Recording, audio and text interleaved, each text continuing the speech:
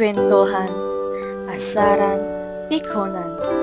Ilan lamang yan sa iyong nararanasan sa tuwing sila ay nandyan. Sila yung kasama mo sa lahat ng iyong magandang gawain at kalukuhan. Sila yung taong magpapasaya sa iyo sa tuwing nakaramdam ka ng kalungkutan. Sila rin yung mga taong sumisira at bumubuo ng araw mo. Sila yung taong matapat sa iyo na may maayos na pakikipag-ugnayan at bukas na komunikasyon sa bawat isa.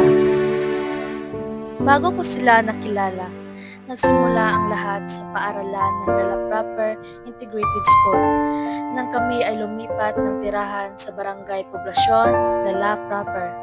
Walang kaibigan, walang sinuman ang nakakilala sa akin. Dito ko piniling mag-aral dahil alam ko dito ako magkaroon ng magandang kinabukasan. Ito na, kasabay ng pagsikat ng araw, tamad man bumangon sa higaan, ngunit kailangan pumasok ng maaga.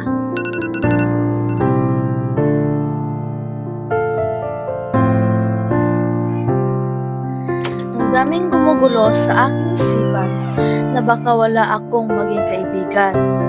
Baka mahirap silang pakisamahan.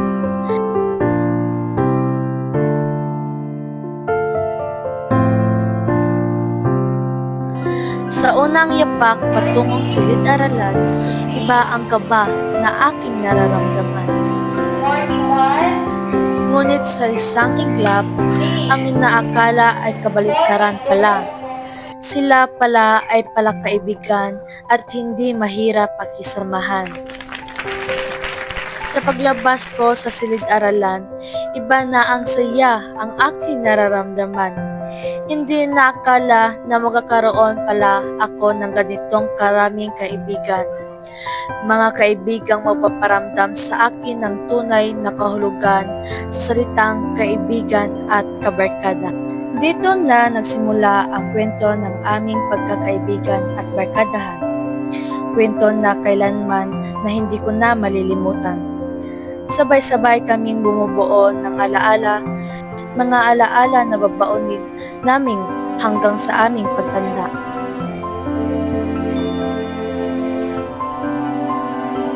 Sama-sama sa tamang paglilinis ng aming paaralan, tumutulong sa kapwa at nangangailangan.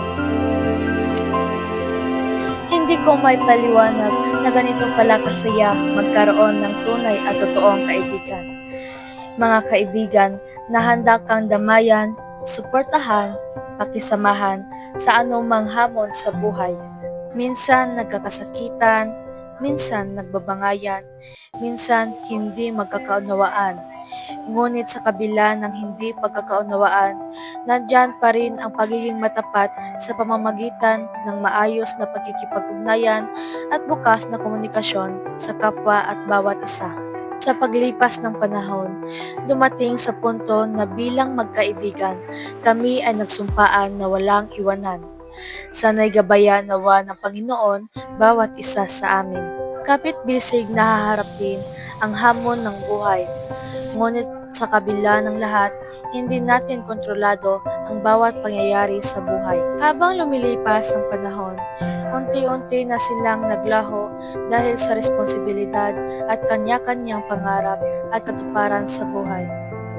Katulad ni Fritz Frances na naging seaman at tumutulong na sa kanyang magulang. Si Kester Padilla na naging pulis na tapat sa serbisyo, si Jayla Bastida na naging guro, sina Shapat bilang sundalo, sina Jenica, Kayla at Sharon ay nangingibang bansa bilang nurse, si Muhammad at Jahara ay naging manager ng kumpanya. Habang lumilipas, huwag natin sayangin ang panahon na kasama natin ang ating pamilya at mahal sa buhay.